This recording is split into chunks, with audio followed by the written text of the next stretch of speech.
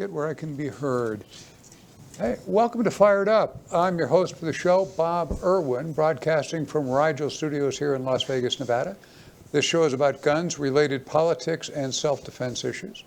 Fired Up is on our website, firedupwithbobirwin.com, and the American Guns and Glory Network, as well as separately on YouTube and numerous other media.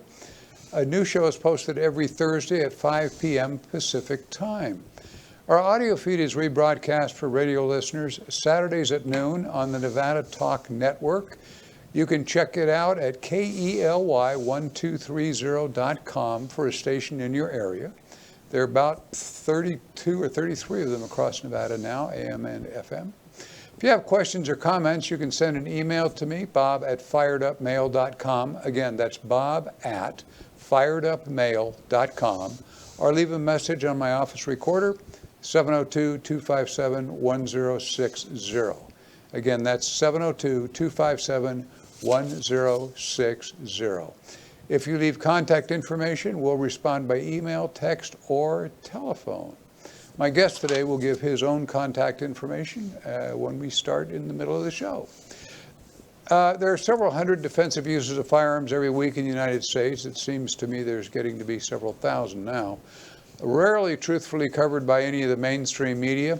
We always present a few of those for our listeners' education. Most are good shooting. Sometimes they're questionable. Sometimes they're idiotic. But they're all educational for those of you who keep a firearm in your home for self-defense or carry one for self-defense or own a firearm and just in case something happens, want to know what the rules are. You have to remember, individual incidents are generally adjudicated under local law. The advice here might not apply to listeners in different jurisdictions. Stories are often paraphrased by me for clarity from translation from police jargon. They have their own language. Lawyers speak, and that group have their own language too. And regional accents into more standard American English. The incidents are as reported, but the names of the participants are generally omitted. The incidents, my guest today is attorney Donald J. Green. Don is a firearms specialist attorney here in Las Vegas and licensed in Nevada and California. Don, if you'd give a little bit of your background, appreciate it. Well, thank you. My name is Don Green, and my direct cellular, 24 hours a day, 702-409-8239. You can also go online, Don Green Gun Show Lawyer, Donald J. Green Gun Show Lawyer. The emphasis of my practice is mostly firearms, both at state and federal, local levels. We do litigation before the with the FBI, administrative procedure, and with the ATF. Right now, we're in connection with the ATF concerning the sale of a weapon which should have been sold and should have been returned, and now it's missing. And this is a highly prized weapon which we hope never ends up in the hands of really bad guys. So we do this kind of work. And for some of the people that we've been getting a lot of response lately because of COVID-19 and coronavirus and all the people who are trying to get firearms. We understand that your motivations are great. When you call Bob or I, make sure that you leave your contact information. We've had some trouble getting a hold of some people because they're only sending us an email and not putting in the phone number in there. So if you don't mind putting in your phone number or somebody's phone number which we can use to reach you to answer your questions in a timely fashion, remember, you're always welcome to call me. Thank you, Bob. All right. This first story comes to us from the Arizona Republic. A lady named Helena Wegner is the reporter, and also from TV3 CBS 5. It was reported on May 9th of 2020 in Tempe, Arizona. A police spokesperson said a 22-year-old was a witness to a hit and run crash that happened around 5:15 in the afternoon on Scottsdale Road at Playa del Norte Drive, if you know where that is. The crash involved a black Dodge Dart and a white Hyundai. Tempe Police Detective Greg Bacon said that right after the wreck, 5 juveniles got out of the Hyundai and ran. Apparently the car wasn't drivable. A witness stepped in to help the driver of the Dodge and left to follow the people who had run away from the collision. Did a little quick first aid. The guy seemed to be okay. So he takes off after these 5 juveniles. He was able to catch up with 3 of them. The witness then drew a firearm from his waistband, holding the suspects at gunpoint. He ordered the 3 to sit on the curb while he called police. As this 29-year-old was calling 911, another 17-year-old male who had fled from the Hyundai arrived at the parking lot. He came back. The witness turned his attention toward him, displayed the handgun, and told him also to sit down. As the witness turned his attention back toward the first 3 suspects, the 17-year-old removed a revolver from his pants pocket and shot him in the face. That is, the witness was now shot in the face. That 29-year-old witness was rushed to the hospital where he was later pronounced dead. Responding officers were able to detain all the suspects. The teen who shot the victim tried to discard a backpack with the gun in it by throwing it into Tempe Town Lake, where police recovered it. The 17-year-old who shot the 29-year-old witness has been charged with second-degree murder, tampering with evidence, minor in possession of a weapon, possession of marijuana, possession of a narcotic drug, hit and run, and driving on a suspended license. Due to his age, however, he has not been identified. The 29-year-old victim's family has started a GoFundMe page to help cover the funeral costs. The investigation is ongoing. If you're looking for that GoFundMe page, I'm sure you can find it if you talk to the Tempe Police Department. This is truly a heartbreaking story. Always let law enforcement do the chasing. Given the physical evidence left at the scene, these guys are going to be captured. They left their car there, for criminy's sake. The cops have helicopters, tracking dogs, lots of armed backup, and of course, free attorneys. The deceased was trying to help where actually no help was needed. A truly sad story. Mr. Green. Thank you. I think that the GoFundMe fund is going to have to go for attorney's fees as well for this victim's family when the suspect's family sue them for assault and various other perhaps civil torts. This is a key example of what Bob and I have been talking about for years, and especially emphasizing today in today's world. It's not the same out there as it was 6 months ago. There are more shootings. There are more people lining up to try to get weapons. There are people who are being put on the back burner at concealed weapons classes all across at least Clark County and in Nye County. Training, training, training. And as Bob points out, from a legal standpoint, what should the witness have done and what you should do? Don't pull your weapon, because there was no threat of great bodily injury or death to the now deceased person. The only time that there was ever a threat of great bodily harm or injury is when the other suspect, the other 17-year-old, came back up on the scene, and as the witness victim is holding the other young men at gunpoint, he says he turns his body. Is that what he does? Yep. And he turns his body and displays the handgun, telling him to sit down. The other 17-year-old, of course, admittedly, maybe he was doing something wrong, may not realize that maybe that's the bad guy. So draws his firearm and shoots the victim, witness, in the face. Now he's dead. So is his defense going to be, I was only defending myself and I saw my friends there, but the witness didn't know I was part of it? So here's your training. Go to training. Do not rely only on your CCW class, because when you get to court, when you're this, when you're the 17-year-old, and I'm defending the 17-year-old, and you're another lay witness, or you're still alive, first question I'm going to ask you, if you're my client, What training did you do in addition to your CCW? And if you tell me, if you tell that jury and you tell that judge that the only training you received was the 8 hours at a concealed weapons class a couple of years ago, and in the meantime, you've never had any other training, it's not going to look good. So if you go to additional training, they're going to teach you about these things. Again, the classes are great here in Clark County and in Nye County. They're good. They've got good instructors, but you need to have additional training because that 4 hours in the classroom, the 4 hours in the range is not going to be enough. And I think that with proper training, and although, as Bob pointed out before the show, is this a constitutional carry issue? Did the guy have a concealed weapon permit? He can constitutionally carry, from what I understand, in Arizona. So there are those issues. But that's how I see it. Training, training, training. All right. We're going to pause for just a brief moment from a word from some of our friends and associates. We'll be right back.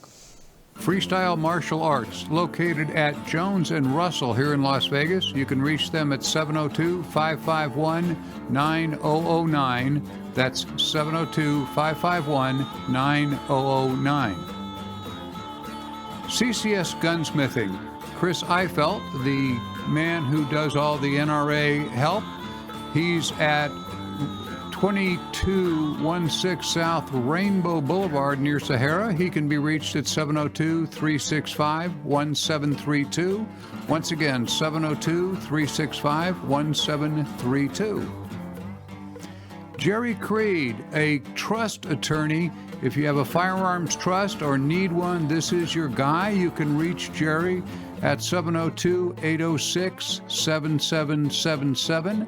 That is 702-806-7777. CCW Maggie is found all over the internet. You can reach her by phone at 702-375-5900. That's 702-375-5900. All sorts of firearms training, ladies only classes. She is the best of the best. Call CCW Maggie.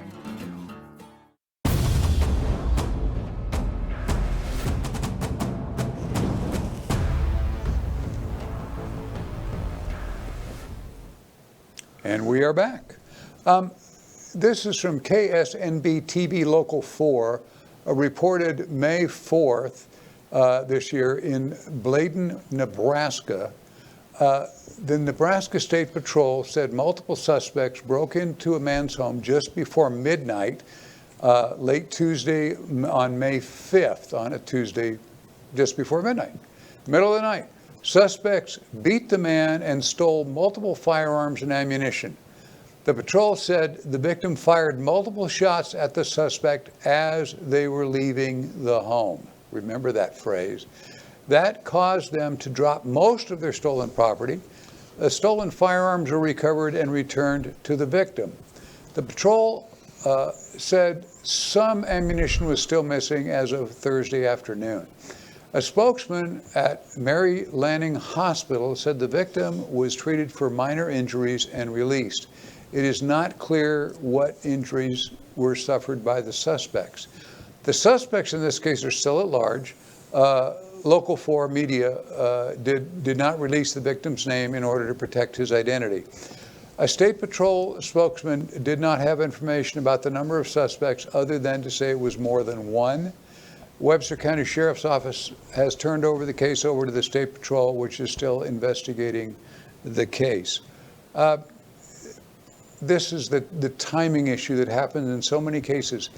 Is this a good shoot or a questionable incident? It's really all is in the timing.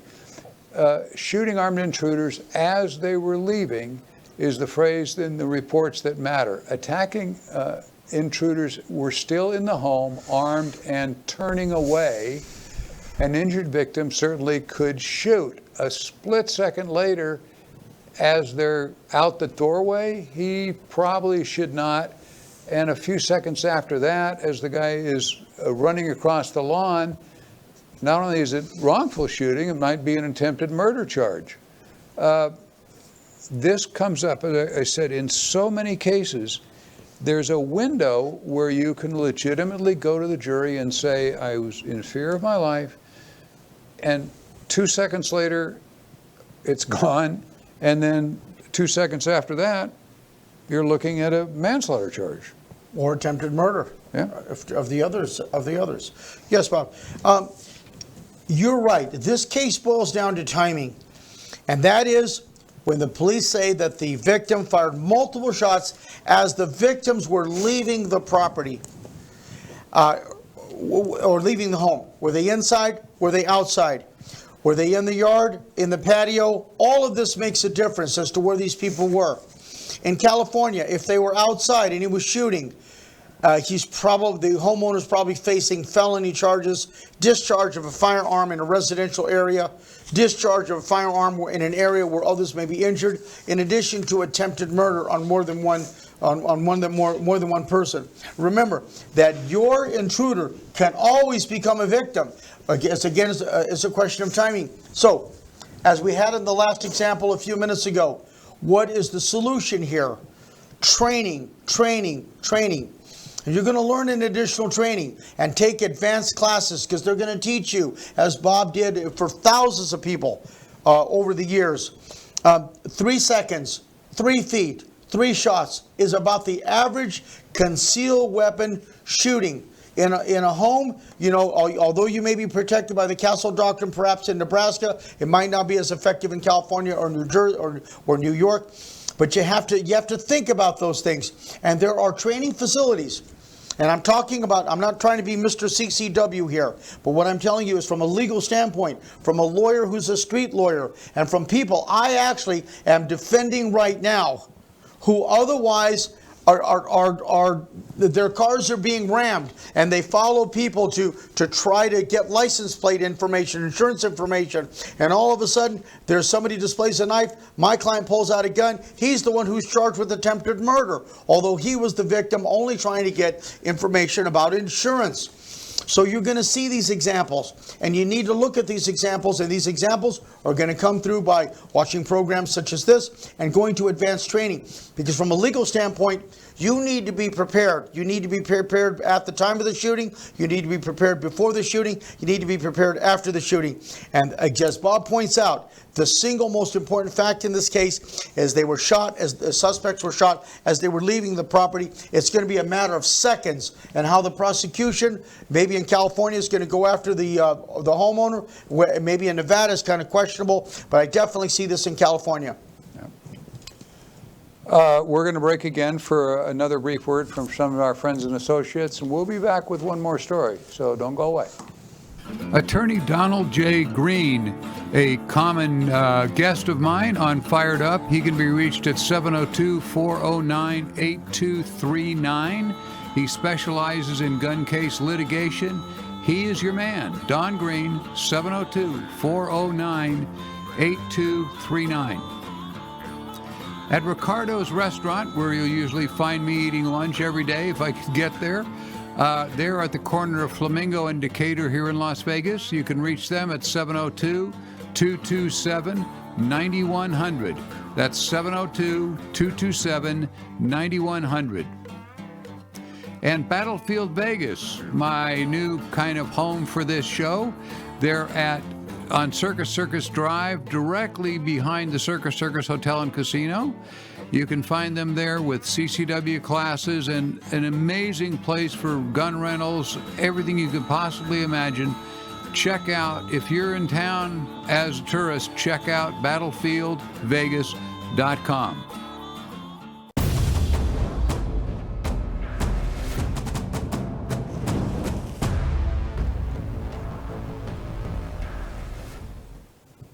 And we are back. Local media reported on May 5th, 2020 in Brooklyn, New York City, a homeowner was first alerted to trouble when his dog started barking at 1 in the morning at his home in the Kew Garden Hills section of Queens. I love little barking dogs that wake you up. The intended victim, who is a licensed gun owner and trained in this use of firearms, ran out of his home and found 3 men on his property. Two of the intruders fled the property and jumped over a fence with the homeowner in hot pursuit. The intended victim kept searching the yard, and suddenly the third man appeared. The homeowner immediately orders the suspect onto the floor at gunpoint. This is from the police report. It sounds like he's outside, so we'll leave what the floor means. Anyway, ordered him to, and told the guy then not to move. Meanwhile, the man's wife was inside the home calling police. Officers arrived seconds later. There's lots of coverage in New York. They get there quick. And quickly took the one man into custody. The other two suspects had fled the area. The dramatic incident shows the importance of good lighting. He had lights on his house, functioning cameras. The incident underlines the importance of vigilance, remaining calm, and being properly trained. The intended victim and his family are safe. The man is grateful to the brave officers, the 107th Precinct, who arrived speedily, apprehended the suspects, and calmly verified the homeowner's credentials. They were very polite, didn't throw him on the ground. They asked to see his firearms permit. He showed it to them and so forth. This is since New York City was forced to allow firearm possession by constant barrage of pro-gun lawsuits. Residents actually willing to go through the expensive and time-consuming process, and they can now defend themselves.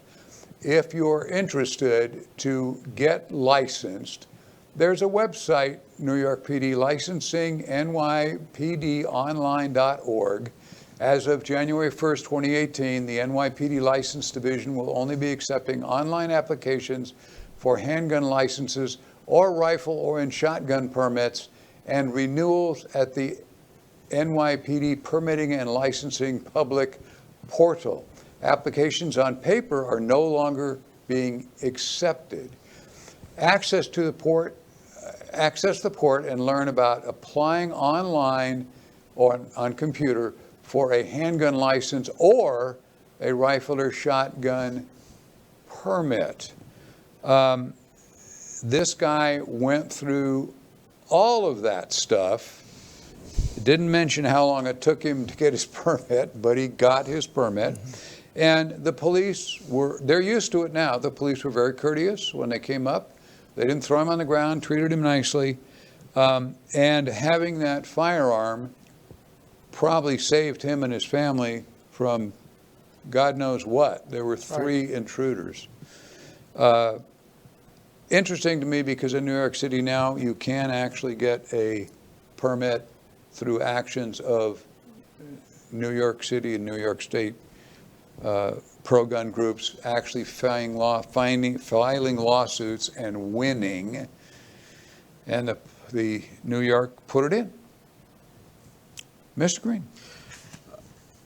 At the beginning of this show, Mr. Irwin mentioned that it's for the viewers and the listeners, you have to rely on local law. So if you're watching in Colorado, New Mexico, Texas, Louisiana, New York, you need to consult with a local attorney and firearms expert and self-defense expert. Not a gun show, they're probably not there, but they are online, and talk to them. And you're always welcome to call me, because we will tell you straight. I'm not going to tell you an answer to a specific permission, like should this man have searched his yard? The answer is yes, in a certain respect. And there was good lighting. That's what Bob points out. Suppose there wasn't any good lighting. And suppose, for example, this is in California, and a homeless guy had decided that he was going to use your backyard for his motel for the night. And although there was a break-in with intruders, and you saw this homeless man who made these furtive moments towards you to try to get his cans together or whatever, and you thought it was a firearm, and you shoot him, that's murder or manslaughter or second-degree murder. So you've got to have training and get the training that you need in all types of scenarios. And from a legal standpoint, don't leave your house.